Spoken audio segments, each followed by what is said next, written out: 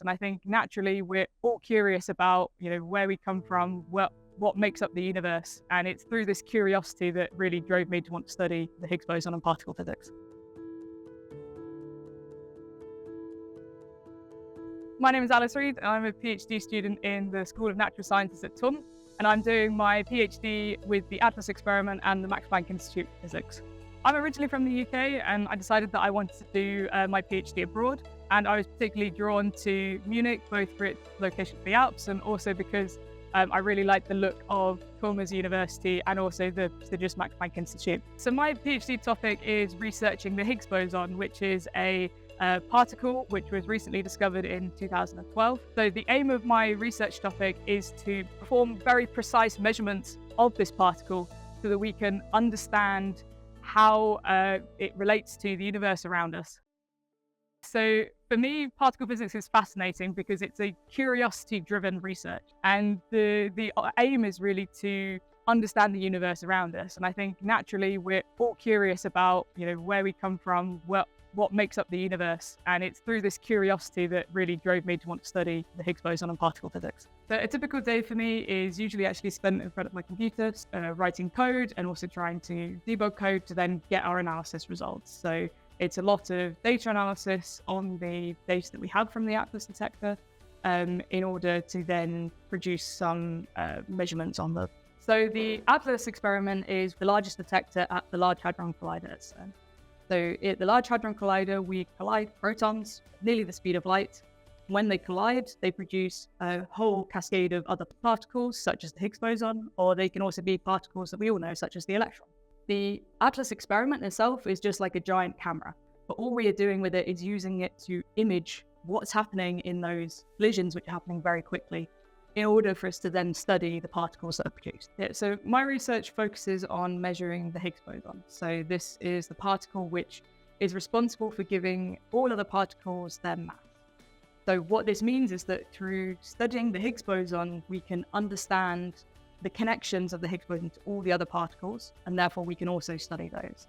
The discovery of the Higgs boson in 2012 marks the last particle in the standard model to be experimentally observed, and therefore completed this picture of the standard model. I'm now 2.5 years in, and in this time I've already been able to be part of one publication to produce some results on the first results from the ATLAS detector during this run through. I think having the history behind it then makes working at the frontier even more exciting, because we're never exactly sure where the next discovery will be or what new physics might pop up on the horizon. Although it's difficult to predict exactly what discoveries we might make now, how this might impact the world in the next 10, 50, 100 years, we can already see some of the impact from history. So for example, proton collisions is now slowly also being used in medical physics research. And this is starting to also come into clinical treatments as well. So it's one of those things we have to bear in mind, that the development of the hardware for the detectors, but also the research methods, even though it might not have a direct application in the next couple of years, it's developing those techniques in themselves is something which will have big impacts in the future.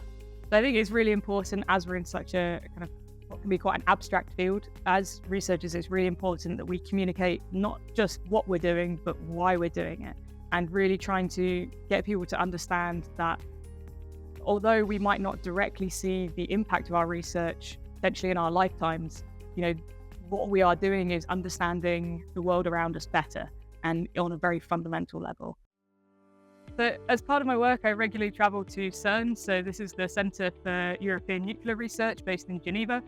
And I really love being able to travel and work there because it's such an international environment. There are people from all walks of life, from all over the world.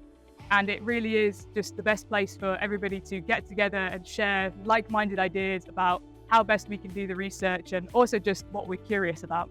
It's really amazing to be able to then look back and now see that the things that I'm achieving and also how I'm working in my day-to-day life and just how much I've learned in those couple of years, especially being able to manage my own time and learn how to deal with multiple projects going on and learning how to prioritize those and really work out what are the main things to be working on a given day.